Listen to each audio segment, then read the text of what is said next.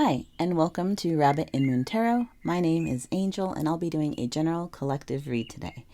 It will be a bit different than my normal ones because my channel name is Rabbit in Moon, but today I'll be doing a dark moon reading. So, for those that have been here before, you'll know that I've been putting chapter markers in the description box below as well as on the timeline of the video. And for those who are new, thank you so much for trying out this teeny tiny little channel. I've not been here long, so I really appreciate the likes, shares, subscribes, and the views. I will say I'm very intrigued that if this is your first time with my channel, that this was the video that you tapped into.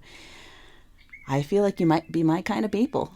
So before I get started, for those who are new to tarot in general and decided that this was the video that they wanted to watch, I'm going to have a tarot intro, a little bit different than I normally do, but here goes. Nothing intense, just my 2 cents and some food for thought. Tarot and oracle are tools for self-reflection. It's meant to help guide us when we're using our inner moral compass to pursue our own particular brand of happiness. During this dark moon reading, this is about digging deep and figuring out what is holding us back. What are our triggers? Why those triggers exist and why we may be burying them. The dark moon isn't a bad thing. It is the part that we keep internally in us that we don't share with others. And sometimes we have to pull back the rug and say, hey, we've been sweeping all of this stuff under the rug. It's time to clean it out. Now's the time. Not because you want to, not because, you asked for it, but because it's time. Because it's time. You may not even be ready, but sometimes it's time. So, since I'm an intuitive reader, I work with my guides and my ancestors, and they'll pull in cards, and I'll say this is a card that represents this theme, this pattern, this archetype. But it's up to you to decide whether or not that resonates. Sometimes it won't resonate. It is a collective read. In which case, maybe another day or another week will be a read for you. But more importantly, you are the maestro of your own destiny. The universe and destiny and fate, I believe in all that kind of stuff. But I believe it only takes you so far. So it's up to you to make the decision to walk that timeline, to say the thing, to move towards your goal. Because you always have full free will, autonomy, and you are the master of your own destiny. So, let's get into the reading. So, my collective, I'm going to be doing what's considered a dark moon reading. And during the tarot intro, I did explain a little bit about what that is, but I usually do love readings because that's what comes in. But just after some time in meditation, I was hearing the need to see the shadow. Now, understand a dark moon reading isn't bad, but it is going to pull on the things that we may not even be ready to hear. It's those deep, dark parts of us that need healing, need attention, need love, need validation. It could be something you already know about. It could be something that you've swept under the rug for so long there is a lump in the rug, but now it's time to pull that rug back and address it. Not because you want to, not because you're ready, but because the cards say it's time. Essentially, we're going to be pulling off the mask. We're going to be pulling off the mask that we share to everybody for a certain collective, whoever resonates. We're going to be pulling back the mask to figure out what exactly needs to be done. I've told people before that I'm a light worker, but I'm also a shadow worker too. I consider myself a storm. I come into people's lives and I don't come in light. I come in heavy. I bring light and love and healing, but before any of that comes forward, I often trigger people, and unknowingly, I uncover the things that they have been hiding for a while, not because I pry, but because just energetically, that's what I do. It's one of the reasons why I became a tarot reader. So, I was going to start with tarot, and I just heard during my little spiel that I was saying to start with the shadow part. So, okay, we're going to do with that and use the tarot for clarification rather than the other way around.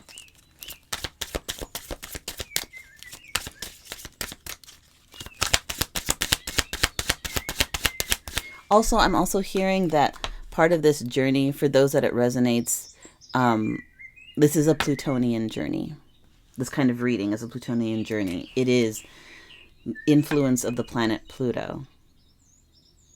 It is the planet of death and rebirth. So this is recognizing that certain things, like the Death card in tarot, like the Tower card in tarot, sometimes things need to be removed or peeled away so that you can continue to grow forward, you know, to remove those blockages. So I just felt like I had to say that. What are some shadows that the collective knows that they're dealing with? There we go. So the first one is ruthlessness, or ruthless. Sorry, I added ruthlessness. Let's look at that card. I'm hearing in my head that some of you have quite the temper.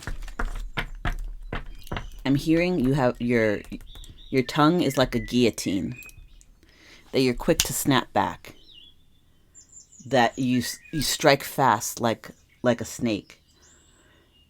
And I'm not saying using snake as in because snakes are quote unquote, you know, XYZ negative connotation. I don't believe snakes have negative connotation, but the fast strike is what I'm referencing.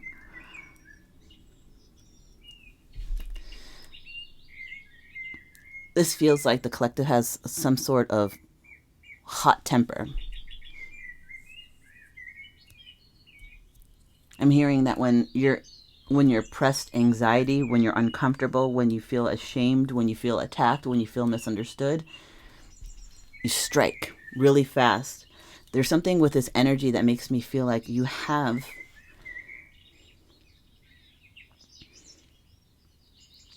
oh boy, I just heard verbal ammunition. So not only do you strike fast, but the speed in which you're able to deliver these messages, these remarks, is fast. It's one right after the other, after the other. And that people see that, and they're like, wow, they are completely disconnected from this moment. They are just on offense. But that's not true. I'm hearing that's not true. I'm hearing once you strike like that, once you clap back as fast as you do, especially with loved ones, I'm hearing there's a strike and then the recoil and the automatic regret. You strike and then recoil and then there's automatic regret. Like, I can't take that back. What I said, I can't take back. And it doesn't always have to be aggressive. It could be... okay, I just heard it's not always aggressive, but oftentimes it's insensitive. Take this as it resonates. This is not going to be an easy reading. These are for those who want to face their shadow, who want to take that Plutonian journey, who want to learn to alchemize this energy and turn this, you know, what's the word I want to look for? Turn this distorted shadow into shadows that are powerful, that can help you, because that's part of our shadow and light is a balance within us. We want healthy shadow and healthy light. Shadow does not equate bad. Shadow equates internal. Light is what you project to everybody else. Shadow is like the cosmic womb, internal creation. Distorted, well, we end up with things like this. The ruthlessness, the snapback, the automatic zing that you ultimately regret is because of defensiveness, because of fear, because of feeling some sort of shame or hurt. Let's keep going. What are shadows that the collective knows that they are dealing with? Cold. So we have two energies that are stony figures. So not only are you working with, perhaps maybe you have a hot temper and a quick tongue and you clap back really quickly and then you automatically regret it. But when you do that on the inside, you automatically regret. On the outside, people perceive you as cold. Like what you say and how it affects people doesn't affect you. I heard that's just, oh boy, what I heard from how people perceive you is you saying, well, that's a personal problem. That's not my problem. But internally, after you've clapped back, you're like, oh, why did I say that? I was so fucked up. You know what I mean? Like, and maybe it might not be immediate. It may be 2 days later where you're laying in bed and you're like, I probably should have reined that in a little bit. But you don't apologize because of shame. You keep it inside, and so externally people see you as cold, unfeeling. I heard heart like a glacier. Oh boy, okay. Last one.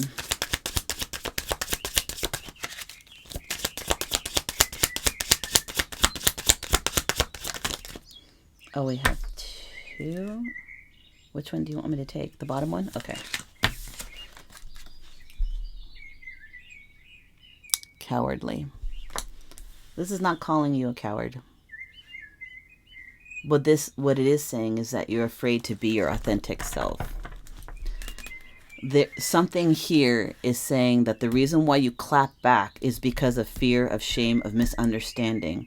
On the inside, you may really regret it, but on the outside, people perceive you as cold because your face is stoic or you don't immediately apologize. You may be known for saying to people that you've hurt, well, that's a personal problem. But internally, you may be chastising yourselves, and you don't speak on what you feel. And so there's fear. The fear of being misunderstood and the anxiety of being misunderstood is why you clap back so quickly without understanding, without, taking a moment to analyze what might actually what the person might have actually been saying. Inside, you regret it, but externally, you don't take responsibility for it. And internally, you want to take responsibility. You feel bad, but you don't, because again, fear. What this all feels like to me, collective, is that as a collective, we're dealing with fear and not knowing how to transmute fear into being able to communicate vulnerability. The fear that we feel here is turned into anger, is turned into snap back and then build a wall. Snap back, clap back, strike, then build a wall. This is the shadow that the collective that I'm tapping into is dealing with right now. Okay, so now let's get into the tarot. We're going to get 2 cards to clarify or to get more information on each one of these shadows. To kind of deep dive, either more clarification or how to move towards healing it. We'll see what the spirits and guides want to say. So, clarification. Can I get more cards for the card Ruthless here? We have the Emperor. The Emperor, okay, the Emperor is, the energy is confident, very firm in who they are. They are not swayed. They also can be protectors.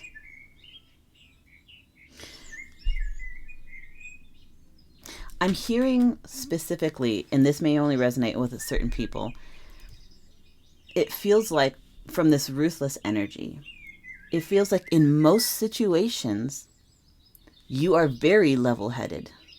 You have Emperor energy.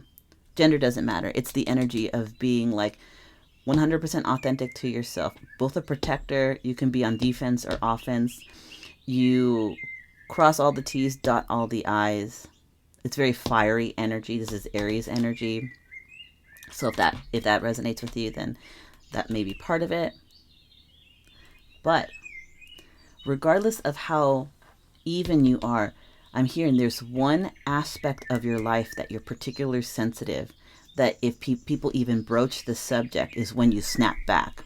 Even if people are not trying to hurt you, maybe people are trying to learn. People want to ask how you're doing, or a status update, or they're not doing it out of malice, but it's because you are sensitive about a particular subject regardless of whether or not it's a generally well-meaning inquiry, or whether or not it's a dig at you. It's almost like you can't perceive the difference. If someone's asking you about this deeply personal thing, it's a strike. It's a way to keep people away from asking about the thing that you're sensitive about. In all other aspects, there's a balance. Let me get another card for the Ruthless card. Okay. Oh, I can't even fucking make that up. Temperance in reverse. I just said, in all other aspects, you're balanced. In this one particular area, you are not. It feels like... I've set up this in other readings before, but people have a public life, a private life, and a secret life. The public life is who we show everybody, our coworkers, people on the street who we happen to meet casually. Our private life is a life that we only share with people that we know. Usually it's family members, loved ones, people that we've known for a certain amount of time that we trust to let in. Like if you had a peanut allergy, or if you were afraid of spiders, not everybody knows that kind of information. Or maybe someone knew that one time when you were at school on the stage play, you fell over and you got paint on yourself and it was super embarrassing. Not everybody knows the ins and outs of you like that. But your secret life is something that you don't even want to admit to yourself. A lot of the times this is where deep trauma resides. Oftentimes people's private life don't even want to discuss it. And what we put into the category of private life varies from person to person depending on their definition of privacy, sensitivity, and the subject matter. So maybe there's a subject matter that you've relegated to a private life area. Maybe there was some development. I don't know, but there's something about the person that is asking you, or people who ask you, are usually people that you trust. I'm getting that very strongly. I feel like the clapback, the strike that's happening is happening with people that you trust. In every other aspect, they see you as a balanced person, except for this one thing that you're super sensitive about. And whoever is trying to ask you or talk to you about it, or even if the subject gets broached, I'm getting like, you get really clammy, you close up, you get really prickly. So outwardly, maybe your public life, people see you as very grounded, very stable, very impassioned, very knowing what you want, very balanced. But in your private life, the people who really know you see you as, this area seems unbalanced, and they can't even know why, because you won't disclose to them. And you know that. Let's get let's get 2 cards for the cold card.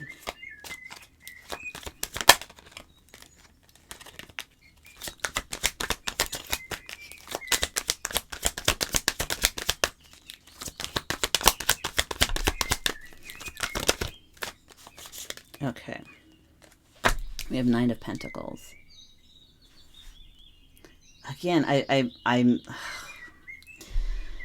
gonna say it to the public life. We have the Emperor here being like, publicly people see you as grounded. Publicly people see you as very, very abundant. I just heard these are the masks that you wear. And that's not to say that you aren't abundant, and that's not to say that you're not in control, but the mask that you may be wearing, and you would be well aware of this, is that that everything is copacetic in your life. But we can see from here that inside there is a white squall storm of fear or shame. Again, I'm not telling you anything that you don't already know.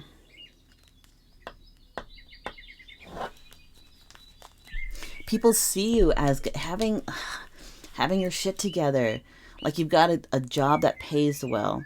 You got family members and friends that are super supportive. They may even see you as very funny and personable. Publicly, people see you as impassioned, structured, ordered, abundant, warm, happy. Got your stuff together.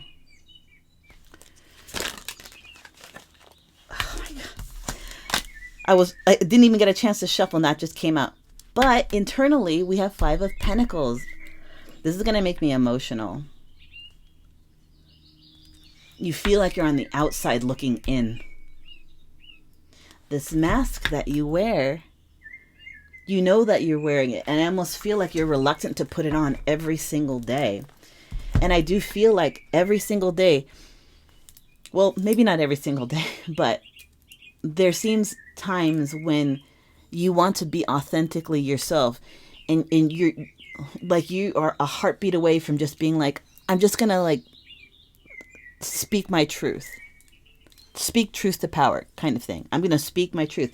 But right when you're about to be in this energy, you automatically default back to this energy because it's, like I said, this energy is based off fear and shame.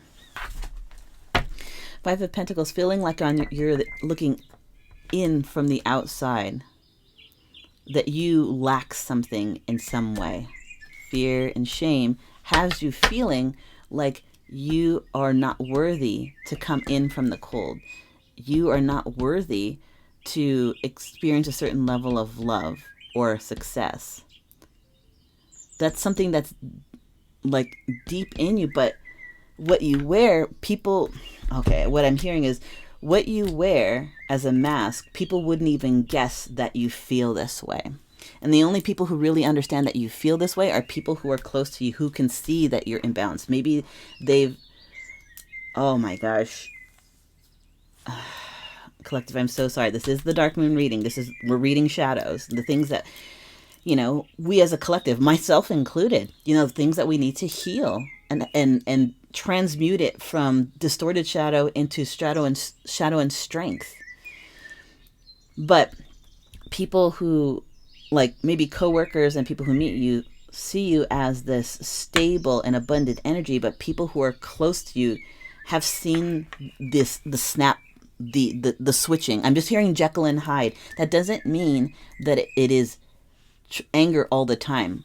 Like I said, this feels like some may have an anger issue, but some people may respond to those who ask them questions about the sensitive area or subject matter, realm of questioning, whatever it is. Some may snap back in anger, maybe even in insults, is a way to keep people back from asking those questions. But some just may be insensitive and regard those people with like a coldness that's chilling to the bone. Like, again, Jekyll Hyde. This is not meaning from who they know you as to a monster, but the flip is so apparent. It's like a light switch went off.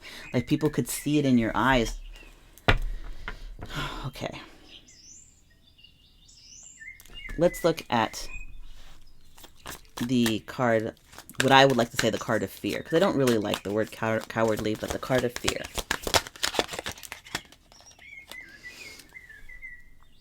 Seven of Swords. Seven of Swords can be read a couple of different ways. It can be read as deceit, and it could be read as strategy. And in this, it is both. Unconsciously or consciously, you have strategically made it so that people see you a certain way, so that they don't ask you about the thing that you're sensitive about. Strategically, you avoid things, topics, subject matters that would lead maybe some way to connecting to what you're sensitive about.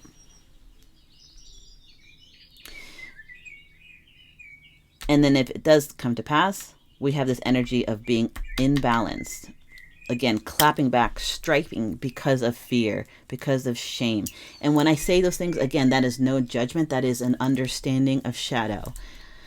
Again, like I said, yes, I'm a light worker, but also I'm a shadow worker. I deeply understand having to deal with your own shadow. It's the reason why I became a tarot reader, because you can't help people work through their own shadows if you're not currently working on your own. Like I'm there with you working through shadow shit.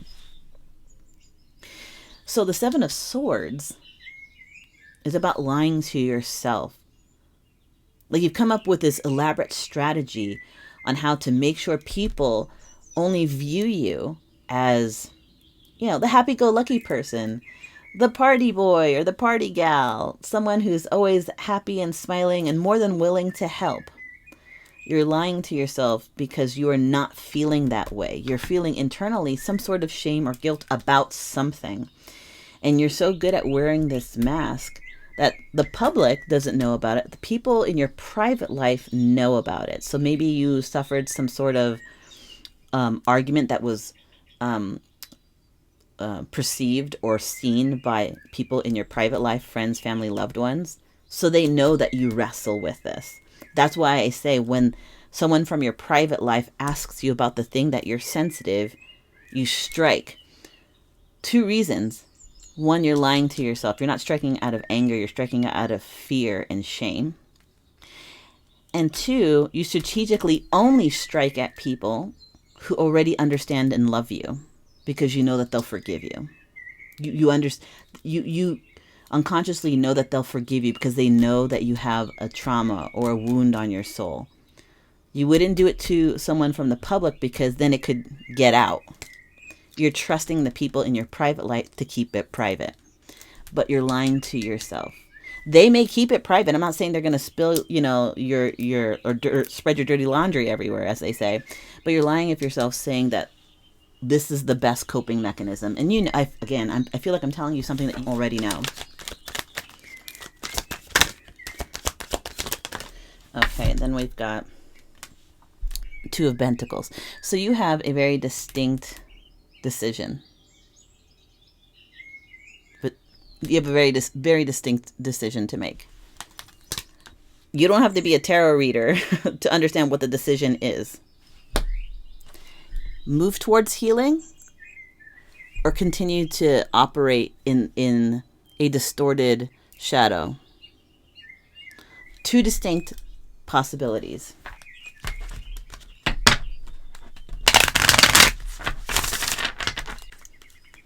Okay, so I've got some oracles. What we're going to do is 1 oracle for each group to see what can be done to help the collective kind of process and understand that working with your shadow, to heal your shadow, it may not be easy, but it is beneficial. You know what I mean to say is the thing that I usually say during readings, which is self-help and self-healing isn't always easy, but it is always beneficial. So let's see from an oracle standpoint what Spirit wants to tell you to help, navigate you towards helping yourself. Because when you feel better about yourself, you treat other people better. You treat yourself better, you treat other people better. Okay, let's see, that one spun around. We've got personal alchemy. Spirit is quite literally asking you to transmute this energy. We are not ignoring the fact that whatever happened, whatever trauma or wound you have on you happened. We're not saying that you shouldn't feel some sort of way, but you can handle it a different way. Transmute that fear and anxiety and shame, transmute it into strength and vulnerability. And understand that, first off, I know that becoming vulnerable in and of itself is scary. But I just got to be honest from my point of view. You do not have to take it. I am just a person on YouTube, but your life would feel so much better if you could rid yourself of this shame and fear and or work on it.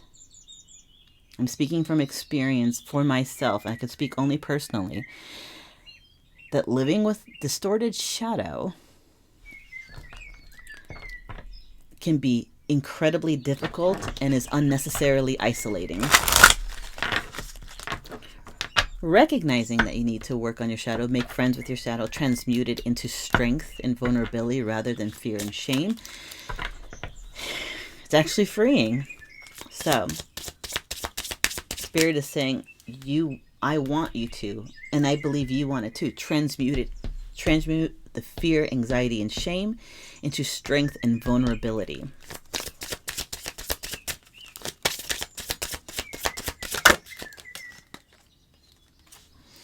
Then we have decisions. This is the universe saying that it recognizes, this is my guide saying they realize that you have full autonomy, you have full free will.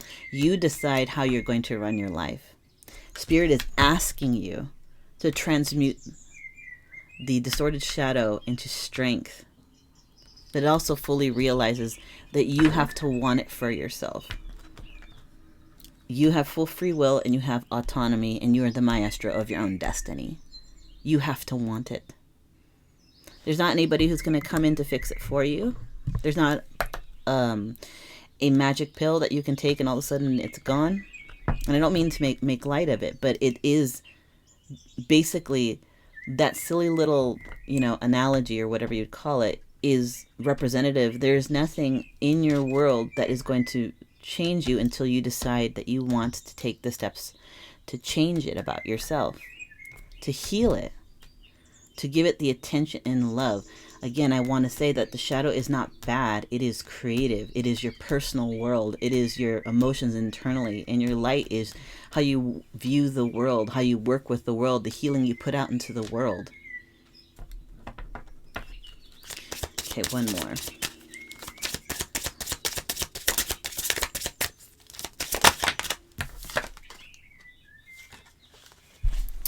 And creating this Spirit, it's like you're eavesdropping on what I'm saying.